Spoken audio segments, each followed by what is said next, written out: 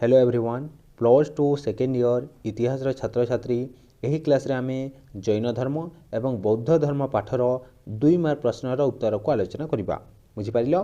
प्रथम 2 मार्क प्रश्न पार्श्वनाथଙ୍କ संपर्क रे लेख। 2 मार्क प्रश्न पढ़िले कोन लिखिबो? जैन धर्मर त्रयोविंश तीर्थंकर पार्श्वनाथ जैन धर्म को साकार रूपरेख प्रदान करिथिले। से सत्य, अहिंसा, आस्तेय एवं अपरिग्रह यही 4 महासत्य प्रकाश करथिले, जहा चतुर्जाम धर्म नाम रे विख्यात। पार्श्वनाथ महावीरଙ୍କ जन्मर 250 वर्ष पूर्वे इक्ष्वाकु वंशरे जन्मग्रहण करथिले। नेक्स्ट प्रश्न पार्श्वनाथଙ୍କ चतुर्जाम धर्म संपर्क रे लेख। पार्श्वनाथ जैन धर्मर 23तम प्रचारक थिले। से प्रचार करथिले जे यज्ञ, देवदेवी पूजा, जाति प्रथा, पशु बलि व्यतिरेक जणे मोक्ष प्राप्ति होई परिबो। अहिंसा, सत्य, आस्तेय ओ अपरिग्रह एहीपरि 4 गोटी सत्य से लोकमानंक सम्मुखरे उपस्थापन करथिले। एही चतुर्जाम धर्म पालन कले मनीष मोक्ष लाभ करिथाय। परवर्ती प्रश्न महावीर प्रथमे केउठारे निजर धर्ममत प्रचार करथिले? दिव्य ज्ञान लाभ परे महावीर प्रथमे मगधर पुरातन राजधानी राजगृह सन्निकट विपुलाचल को यात्रा करथिले। सेठारे से 11 जन ब्राह्मणଙ୍କୁ जैन धर्म रे दीक्षित कराइथिले। समयक्रमे लोकमाने तांक प्रति आकृष्ट होई तांकर शिष्यत्व ग्रहण करथिले। वर्धमानଙ୍କ गृहत्याग विषय रे लेख। 30 वर्ष बयस रे पितामाता को हराइबा परे वर्धमानଙ୍କ मनरे नैराश्य आसीथिला एवं तांको ए संसार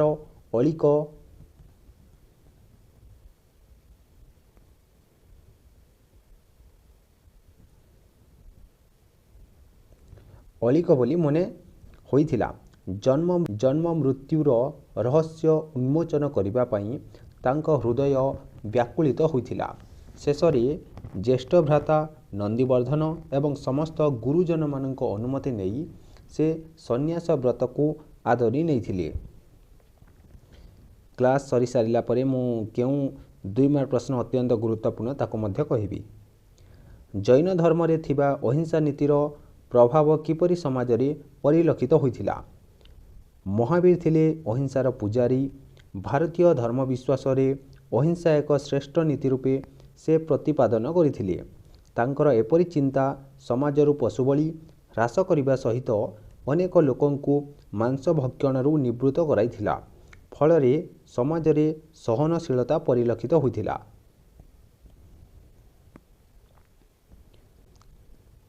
वर्धमान महावीरଙ୍କ अन्य 2टी नाम कोन थिला? जैन धर्मग्रंथ महावीरଙ୍କୁ नटपुत्र भावे वर्णना करिथाए। से मध्य काशभ तथा बेशाळीय नाम रे परिचित थिले। परवर्ती प्रश्न वर्धमान महावीर दिव्य ज्ञान लाभ करिबा परे केउ केउ नाम रे परिचित थिले? वर्धमान महावीर दिव्य ज्ञान लाभ करिबा परे केवलीन रूपे परिगणित होइथिले। समस्त कामना, वासना, आसक्ति तथा इंद्रिय को जय करिथिबारु से जिन नाम रे विख्यात होइथिले। संसारर बंधन को छिन्न करिबारु से मध्य निर्ग्रंथ नाम रे परिचित थिले। ए प्रश्नर उत्तर को लिखिबो। सुस्थ और सामाजिक परंपरा सृष्टि करिबारे जैन धर्म किपरि कार्य करिथिला? मोक्ष प्राप्ति पई जैन माने नैतिकता उपरे गुरुत्व देइथिले। फलरे लोकमानंक मध्यरे शांति, प्रेम, दया और क्षमा आदि सद्गुण गुड़िक जन्म नेथिला। ए समस्त एक सुस्थ सामाजिक परंपरा सृष्टि करिबारे सहायक होइथिला। जैन कलार विकास संपर्क रे जहा जान लेख। राजस्थान रो माउंट आबू पर्वत रे थिबा मार्बल मंदिर गुड़िक उत्कृष्ट कलार निदर्शन। भुवनेश्वर रो उदयगिरी, मध्य प्रदेश रो एलोरा और महाराष्ट्र रो जैन गुंफा समूह जैन कलार गोटिए गोटिए अनवद्य कृति।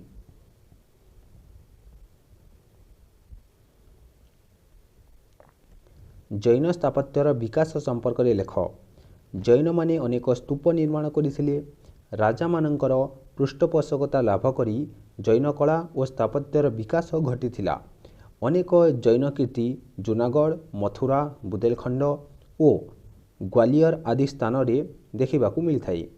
କର୍ଣ୍ଣାଟକର ଶ୍ରବଣବେଲଗୋଲାଠାରେ ଅବସ୍ଥିତ ଗୋମତେଶ୍ୱର ନାମକ ବାହୁବଳୀଙ୍କ ମୂର୍ତ୍ତି ଜୈନ ସ୍ଥାପତ୍ୟର ଜ୍ୱଳନ୍ତ ନିଦର୍ଶନ।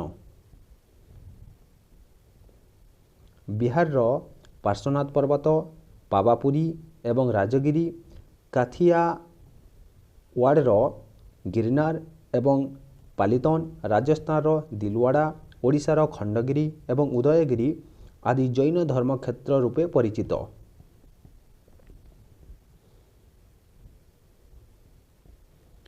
ମହାବୀର କିପରି କର୍ମବାଦ ସମ୍ପର୍କରେ ଦର୍ଶାଇଛନ୍ତି? ମହାବୀର ଥିଲେ କର୍ମବାଦର ପ୍ରବକ୍ତା।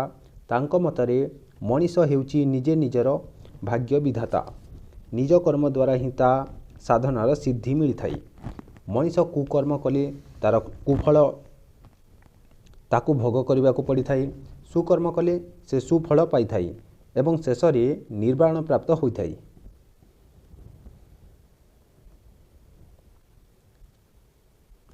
ମହାବୀରଙ୍କ ମତରେ ତ୍ରିରତ୍ନ କହିଲେ କ'ଣ ବୁଝାଯାଏ? ଏହା ହେଉଛି ଅତ୍ୟନ୍ତ ଗୁରୁତ୍ୱପୂର୍ଣ୍ଣ। ସମ୍ୟକ୍ ବିଶ୍ୱାସ, ସମ୍ୟକ୍ ଜ୍ଞାନ ଏବଂ ସମ୍ୟକ୍ ଚରିତ୍ରକୁ ଜୈନ ଧର୍ମର ତ୍ରିରତ୍ନ କୁହାଯାଏ। ଏହି ତିନୋଟି ନୀତି ଅବଲମ୍ବନ କଲେ ମଣିଷର ଚିତ୍ତ ଶୁଦ୍ଧ ହୋଇଥାଏ ଏବଂ ସେ ସଂସାରର ମାୟା, ମୋହ ତଥା ଭ୍ରମରେ ପଡ଼ିନଥାଏ। ମଣିଷର ଆତ୍ମାକୁ ସଦ୍ଗତି ମିଳିଥାଏ ଏବଂ ଜନ୍ମ ମୃତ୍ୟୁର ବନ୍ଧନରୁ ମୁକ୍ତ ହୋଇ ସେ ନିର୍ବାଣ ପ୍ରାପ୍ତ ହୋଇଥାଏ।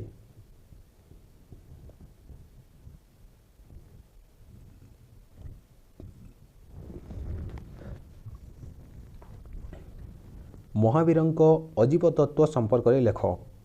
ମହାବୀରଙ୍କ ପ୍ରଚାରିତ ଅଜୀବ ତତ୍ତ୍ୱ 5 ଗୋଟି ଉପାଦାନକୁ ନେଇ ଗଠିତ।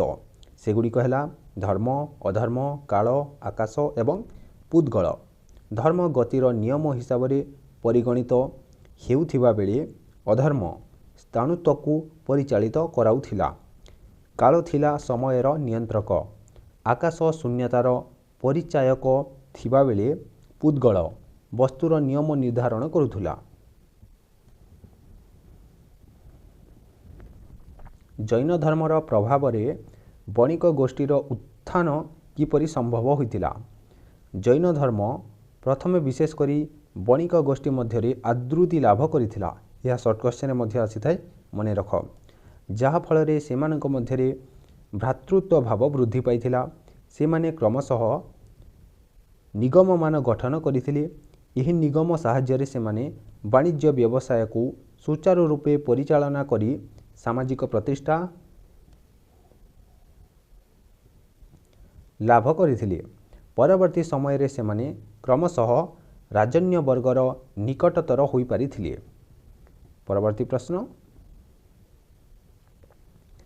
ମହାଭିନିଷ୍କ୍ରମଣ ସମ୍ପର୍କରେ ଉଲ୍ଲେଖ କର। ସାରଥୀ ଛନ୍ନଙ୍କ ସହିତ ନଗର ଭ୍ରମଣ କଲାବେଳେ ଗୌତମ 4 ଗୋଟି ଦୃଶ୍ୟ ବନ୍ଧନୀ ମଧ୍ୟରେ ଲେଖିବ। ବୃଦ୍ଧ, ବ୍ୟାଧିଗ୍ରସ୍ତ ଲୋକ, ଶବ ଏବଂ ସନ୍ନ୍ୟାସୀ ଦେଖି ସଂସାର ତ୍ୟାଗ କରିବାକୁ ମନସ୍ଥ କରିଥିଲେ। ଶେଷରେ 29 ବର୍ଷ ବୟସରେ ସତ୍ୟର ସନ୍ଧାନରେ ସେ ଗୃହତ୍ୟାଗ କରିଥିଲେ। ଏହି ତ୍ୟାଗକୁ ମହାଭିନିଷ୍କ୍ରମଣ ରୂପେ ବୌଦ୍ଧ ଗ୍ରନ୍ଥରେ ବର୍ଣ୍ଣନା କରାଯାଇଅଛି। ଧର୍ମଚକ୍ର ପ୍ରବର୍ତ୍ତନ ସମ୍ପର୍କରେ ଉଲ୍ଲେଖ କର। ଦିବ୍ୟ ଜ୍ଞାନ ଲାଭ ପରେ ଗୌତମ ବୁଦ୍ଧ ବାରାଣସୀ ନିକଟସ୍ଥ ସାରନାଥକୁ ଯାତ୍ରା କରିଥିଲେ। ସାରନାଥର ଏକ ମୃଗ ବିହାରଠାରେ ସେ ନିଜର 5 ଜଣ ବ୍ରାହ୍ମଣ ସାଥୀମାନଙ୍କ ସମ୍ମୁଖରେ ପ୍ରଥମେ ନିଜର ଧର୍ମବାଣୀ ଶୁଣାଇଥିଲେ। ସେମାନେ ବୁଦ୍ଧଙ୍କ ଶିଷ୍ୟତ୍ୱ ଗ୍ରହଣ କରିଥିଲେ। ବୁଦ୍ଧଙ୍କ ଦ୍ୱାରା ଏହି ପ୍ରଥମ ଧର୍ମ ପ୍ରଚାରକୁ ଧର୍ମଚକ୍ର ପ୍ରବର୍ତ୍ତନ କୁହାଯାଏ। ବୁଦ୍ଧଦେବ ଯେଉଁ ପ୍ରଥମେ ଧର୍ମ ପ୍ରଚାର କଲେ ତାହାକୁ ଧର୍ମଚକ୍ର ପ୍ରବର୍ତ୍ତନ କୁହାଯାଏ ଏବଂ ଗୌତମ ବୁଦ୍ଧ ଯେଉଁ ଗୃହତ୍ୟାଗ କରି ଚାଲି ଯାଇଥିଲେ ତାହାକୁ ମହାଭିନିଷ୍କ୍ରମଣ କୁହାଯାଏ। 4 ଆର୍ଯ୍ୟ ସତ୍ୟ କହିଲେ କ'ଣ ବୁଝାଯାଏ? ବୁଦ୍ଧ ସଂସାରର 4 ଗୋଟି ନିଷ୍ଠୁର ସତ୍ୟକୁ ଉପଲବ୍ଧି କରିଥିଲେ। ଏହି ଚାରିଗୋଟି ସତ୍ୟ ଚତ୍ୱାରି ଆର୍ଯ୍ୟ ସତ୍ୟାନି ବା ଚାରି ଆର୍ଯ୍ୟ ସତ୍ୟ ନାମରେ ପ୍ରସିଦ୍ଧ। ସେଗୁଡ଼ିକ ହେଲା ଦୁଃଖ, ଦୁଃଖ ସମୁଦାୟ, ଦୁଃଖ ନିରୋଧ ଏବଂ ଦୁଃଖ ନିରୋଧ ମାର୍ଗ। ଆର୍ଯ୍ୟ ଅଷ୍ଟାଙ୍ଗ ମାର୍ଗ କ'ଣ? ପ୍ରଶ୍ନ ଆସିଥିଲା 2025 ବୋର୍ଡ଼ ଏକ୍ଜାମରେ, ଏହି ବର୍ଷ ଆସିବ ନାହିଁ। ନୋଟ୍ କରିବ ଯଦି ନୋଟ୍ କରିନିଅ। ପରବର୍ତ୍ତୀ ପ୍ରଶ୍ନ, ବୁଦ୍ଧଙ୍କ ମତରେ ଅହିଂସା କହିଲେ କ'ଣ ବୁଝାଯାଏ? ସତ୍ କାର୍ଯ୍ୟଠାରୁ ଅହିଂସା ଆଚରଣ ଅଧିକ ମହାନ ବୋଲି ବୁଦ୍ଧ ମତବ୍ୟକ୍ତ କରିଥିଲେ। ସେ ମାଂସ ଭକ୍ଷଣକୁ ନିରୁତ୍ସାହିତ କରିଥିଲେ। ଏହା ଫଳରେ ଶିକାର ଏବଂ ପଶୁ ବଧ ପାଇଁ ଲୋକମାନେ ମନ ବଳାଇବାରୁ କ୍ଷାନ୍ତ ହୋଇଥିଲେ। ପ୍ରତ୍ୟେକ ମନୁଷ୍ୟ ଏବଂ ସଜୀବ ପ୍ରତି ପ୍ରେମ ଭାବ ପୋଷଣ କରିବାକୁ ବୁଦ୍ଧ ଉପଦେଶ ଦେଇଥିଲେ। ନିର୍ବାଣ ସମ୍ପର୍କରେ ବୁଦ୍ଧଙ୍କ ମତ କ'ଣ ଥିଲା? ସାଂସାରିକ ଦୁଃଖ ଯନ୍ତ୍ରଣାରୁ ମୁକ୍ତି ଲାଭ କରିବାର ଅନ୍ୟ ନାମ ଥିଲା ନିର୍ବାଣ।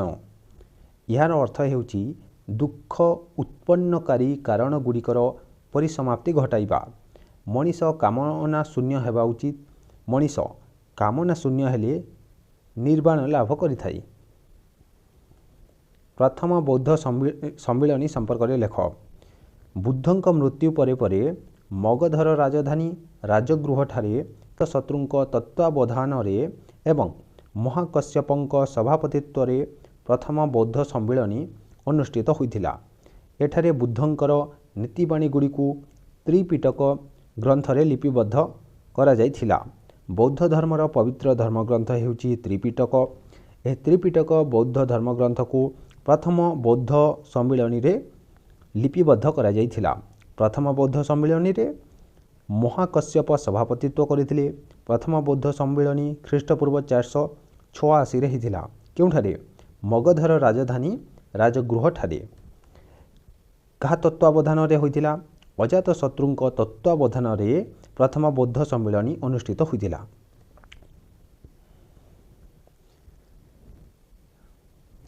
ବୁଦ୍ଧଙ୍କ ମତରେ କର୍ମବାଦ କହିଲେ କ'ଣ ବୁଝାପଡ଼େ? ବୁଦ୍ଧଙ୍କ ମତରେ କର୍ମଫଳ ଉପରେ ମଣିଷର ପରବର୍ତ୍ତୀ ଜନ୍ମ ନିର୍ଭର କରିଥାଏ। ମଣିଷ ଯେପରି କର୍ମ କରିବ ସେପରି ଫଳ ପାଇବ। କୌଣସି ଦେବଦେବୀ ଏହାକୁ ଖଣ୍ଡନ କରିପାରିବେ ନାହିଁ। କର୍ମଫଳ ପାଇଁ ମଣିଷ ବାରମ୍ବାର ଜନ୍ମ ନେଇଥାଏ। ଯଦି ମଣିଷ ସତ୍କର୍ମ କରେ ତେବେ ସେ କାମନାମୁକ୍ତ ହୋଇଥାଏ। କାମନାମୁକ୍ତ ମଣିଷ ନିର୍ବାଣ ଲାଭ କରିଥାଏ।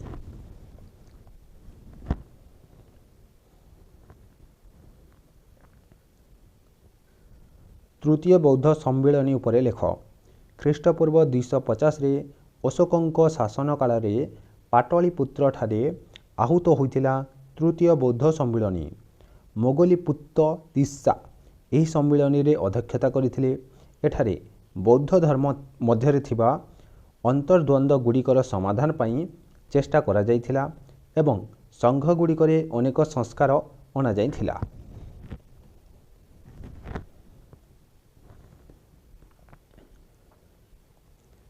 ଚତୁର୍ଥ ବୌଦ୍ଧ ସମ୍ମିଳନୀ ଉପରେ ଲେଖ। କନିଷ୍କଙ୍କ ତତ୍ତ୍ୱାବଧାନରେ କାଶ୍ମୀରର କୁଣ୍ଡଳ ବନବିହାରଠାରେ ଖ୍ରୀଷ୍ଟୀୟ ପ୍ରଥମ ଶତାବ୍ଦୀରେ ଚତୁର୍ଥ ବୌଦ୍ଧ ସମ୍ମିଳନୀ ଆହୁତ ହୋଇଥିଲା। ବସୁମିତ୍ର ସଭାପତି ଥିବାବେଳେ ଅଶ୍ୱଘୋଷ ଥିଲେ ଉପସଭାପତି। ବୌଦ୍ଧ ଧର୍ମକୁ ବ୍ୟାଖ୍ୟା କରାଯାଇ ଏହା ଉପରେ ମହାବିଭାସ ନାମକ ଏକ ଟୀକା ପ୍ରସ୍ତୁତ କରାଯାଇଥିଲା। ଏଠାରେ ବୌଦ୍ଧ ଧର୍ମାବଲମ୍ବୀମାନଙ୍କ ମଧ୍ୟରେ ବିଭାଜନ ଘଟି ହୀନଯାନ ଓ ମହାଯାନ ନାମରେ ଦୁଇ ଗୋଷ୍ଠୀ ସୃଷ୍ଟି ହୋଇଥିଲା। ବୌଦ୍ଧ ଧର୍ମ କିପରି ସଦାଚାର ଶିକ୍ଷା ଉପରେ ଗୁରୁତ୍ୱ ଦେଇଥିଲା? ବୌଦ୍ଧ ଧର୍ମ ମଣିଷକୁ ଅନେକ ଗୁଡ଼ିଏ ସଦ୍ଗୁଣର ଅଧିକାରୀ ହେବା ପାଇଁ ଶିକ୍ଷା ଦେଇଥିଲା। ସେଗୁଡ଼ିକ ମଧ୍ୟରେ ଅହିଂସା, ସତ୍ୟ, କରୁଣା, ମୈତ୍ରୀ ଆଦି ଥିଲା ଅନ୍ୟତମ। ଏ ସମସ୍ତ ସଦ୍ଗୁଣ ମଣିଷର ଚରିତ୍ରକୁ ପରିସ୍ଫୁଟ କରିଥାଏ। ବୌଦ୍ଧ ଧର୍ମ ଏ ସମସ୍ତ ଶିକ୍ଷା ଦେଇ ବାସ୍ତବ କ୍ଷେତ୍ରରେ ସଚ୍ଚରିତ୍ର ଗଠନ ପାଇଁ ଭାରତୀୟମାନଙ୍କୁ ପ୍ରେରଣା ଯୋଗାଇଥିଲା।